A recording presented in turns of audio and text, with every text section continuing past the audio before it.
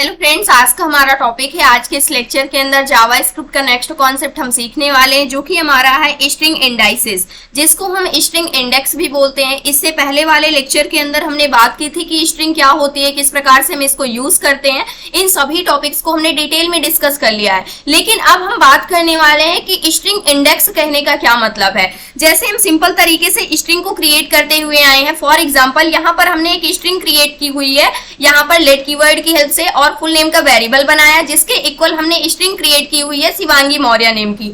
अब जो हमारी स्ट्रिंग होती है, या तो हम इसको डबल क्वेट्स के अंदर क्रिएट करते हैं या फिर सिंगल क्वेट्स के अंदर, तो हमारी क्या होती है, स्ट्रिंग होती है। अब स्ट्रिंग के अंदर हमने शिवांगी मौर्य को स्टोर किया हुआ है, जो कि हमारी क्या है, यहाँ पर स्ट्रिंग है। अब यहाँ पर अगर हम देखते हैं तो यहाँ पर इंडेक्स, मान लीजिए हमें इसमें से सिर्फ एच को प्रिंट कराना हुआ, या फिर सिर्फ आई को प्रिंट कराना हुआ, या फिर हमें लास्ट इंडेक्स पे जो भी कैरेक्टर है उसको प्रिंट कराना हुआ, तो इसको हम किस प्रकार से एक्सेस कर सकते हैं, किस प्रकार से प्रिंट करा सकते हैं। इसके लिए हमारे पास कॉन्सेप्ट आता है स्ट्रिंग इंडेक्स का। इंडेक्स कहने का मतलब ये होता है, जो हमारी जावा स्क्रिप्ट प्रोग्रामिंग लैंग्वेज होती है, इसके अंदर इंटरनली हर एक इंडिविजुअल कैरेक्टर को पोजीशन दे दी जाती है, यानी कि कोई एक पोजीशन दे दी जाएगी। फॉर एग्जांपल, जैसे यहाँ पर शिवांगी लिखा गया है, अब इसमें जो एस है इसको 0 पोजीशन दी गई है, जो एच है इसको 1 पोजीशन दी गई है। इसी प्रकार से आई, वी, ए, एन, जी, आई, इस प्रकार से हर एक इंडिविजुअल कैरेक्टर के लिए यहाँ पर क्या कर दी गई है, एक पोजीशन दे दी गई है। इसके अलावा जो आप एक सिंगल स्पेस देते हैं, इसके लिए भी क्या कर दिया जाता है, यहाँ पर एक पोजीशन दी जाती है। इसी प्रकार से इसके आगे जो भी कैरेक्टर लिखे गए हैं, जो भी हमारी स्ट्रिंग है, हर एक इंडिविजुअल कैरेक्टर को यहाँ पर एक पोजीशन दे दी गई है। ये जो पोजीशन है, इसी को हम क्या बोलते हैं, इंडेक्स बोलते हैं। अब यहाँ पर हमें तो पता चल गया कि जो हमारा ए है, मान लीजिए लास्ट कैरेक्टर यहाँ पर ए है। अब ये जो ए वाला कैरेक्टर है, इसका इंडेक्स नंबर क्या है, यहाँ पर 14 है। तो अगर हम डायरेक्टली इसको एक्सेस करना चाहते हैं तो आसानी से एक्सेस कर सकते हैं। अब मान लीजिए हमें इसको एक्सेस करना है, पार्टिकुलर इंडिविजुअल कैरेक्टर को हमें स्ट्रिंग के अंदर से निकालना है, तो उसको हम कैसे एक्सेस कर सकते हैं। तो इसके लिए हमारे पास सिंटैक्स होता है। सबसे पहले आपको उस वेरिएबल का नेम लिखना है, या फिर आप डायरेक्टली अपनी स्ट्रिंग का नेम भी लिख सकते हैं डबल क्वेट्स के अंदर। उसके बाद आप उसमें से इंडेक्स नंबर को पास कर सकते हैं। मान लीजिए यहाँ पर फुल नेम का वेरिएबल बनाया गया, तो सबसे पहले यहाँ पर हम फुल नेम का वेरिएबल का नेम लिखेंगे। उसके बाद हम क्या करेंगे, जो भी कैरेक्टर आपको एक्सेस करना हो, मुझे स्टार्टिंग से फर्स्ट कैरेक्टर एक्सेस करना है, तो इसका इंडेक्स हमें पता है, तो यहाँ से हम ब्रैकेट को यूज करते हैं। उसके बाद यहाँ पर हम क्या करते हैं, जो भी हमारा इंडेक्स नंबर होता है उसको हम पास कर देते हैं। ये हमारा स्क्वायर ब्रैकेट होता है। इस ब्रैकेट के अंदर हम क्या करेंगे, अपना 0 वाला इंडेक्स नंबर पास कर देंगे। अब यहाँ पर एक पॉइंट और होता है कि 0 से हम अपने इंडेक्स को क्यों स्टार्ट कर रहे हैं। जो हमारी सी होती है, C++ होती है, जावा लैंग्वेज होती है, और जो हमारी जावा स्क्रिप्ट लैंग्वेज होती है, इन सभी के अंदर 0 बेस्ड इंडेक्सिंग ही फॉलो की जाती है। यानी कि इन सभी के अंदर जो हमारी स्ट्रिंग होती है, उसका जो इंडेक्सिंग होती है वो हमेशा 0 से ही स्टार्ट होती है। इसके बाद कितने भी यहाँ पर कैरेक्टर हों, उसी हिसाब से उसकी इंडेक्सिंग बढ़ती हुई चली जाती है।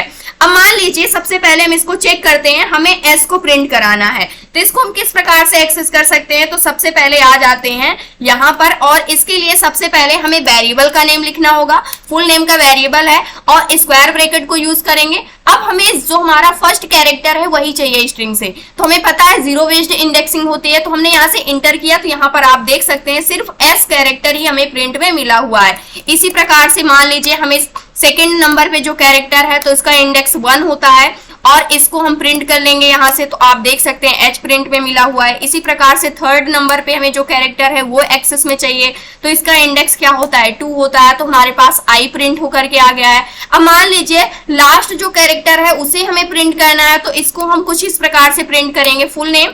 उसके बाद हमें पता है इसका लास्ट इंडेक्स क्या है, 14 है, तो हमने यहाँ से प्रिंट किया। तो इस कंडीशन पे जो लास्ट में हमारे पास ए है, ये वाला कैरेक्टर यहाँ पर प्रिंट में होकर के आ गया है। अब मान लीजिए यहाँ पर 14 की जगह हम यहाँ पर 15 करते हैं, तो उस कंडीशन पे हमारे पास अनडिफाइंड प्रिंट में होकर के आ रहा है। ऐसा क्यों हो रहा है, ऐसा इसलिए हो रहा है क्योंकि यहाँ पर 15 नंबर जो हमारे पास इंडेक्स है, इस पर कोई भी कैरेक्टर अवेलेबल नहीं है, यानी कोई भी वैल्यू अवेलेबल नहीं है।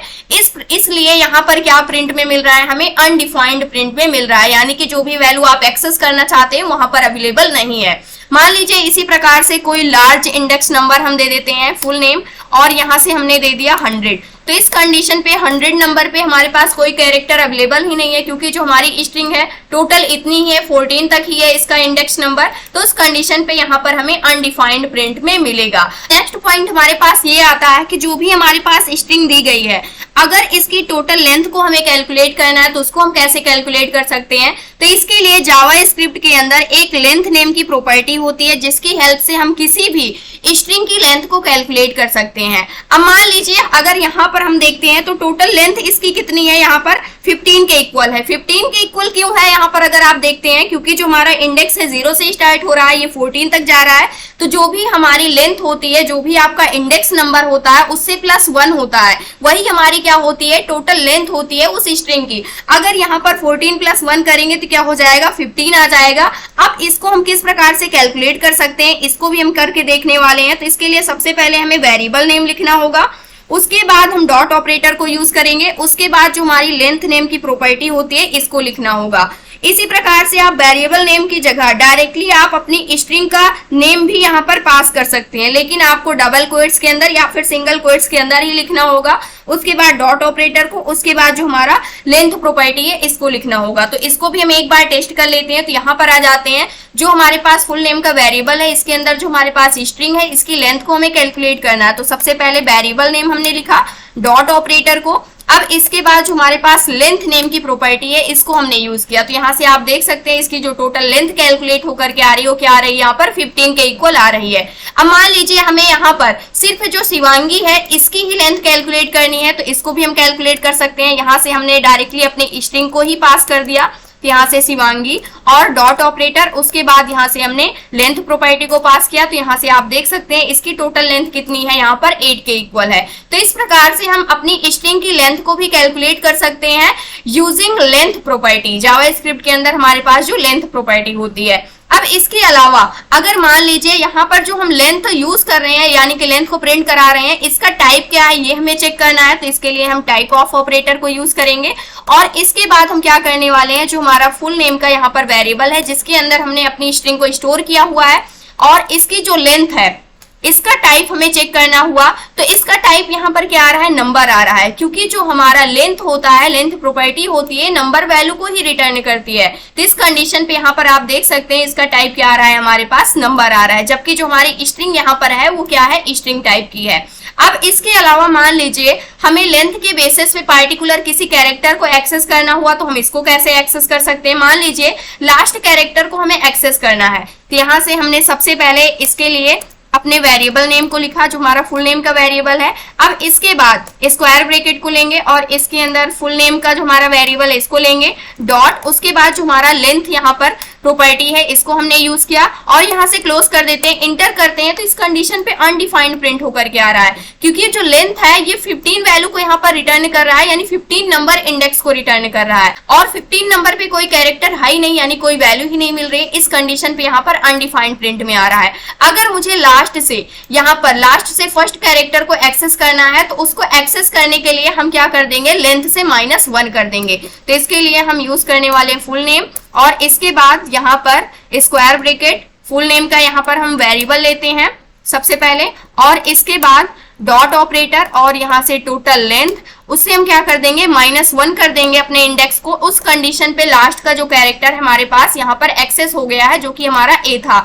अब मान लीजिए लास्ट से सेकंड कैरेक्टर को एक्सेस करना है, तो इसके लिए हम -2 कर देंगे फुल नेम और इसके बाद इसके अंदर हम full name variable dot length और जो लेंथ है इससे -2 कर देंगे, यानी कि 2 इंडेक्स पे जो हमारे पास लास्ट से कैरेक्टर है वो हमें चाहिए। तो यहाँ पर y हमारे पास क्या हो गया है, यहाँ पर एक्सेस होकर के आ गया है। तो इस प्रकार से लेंथ के बेसिस पे भी हम क्या कर सकते हैं, पार्टिकुलर कैरेक्टर को एक्सेस कर सकते हैं।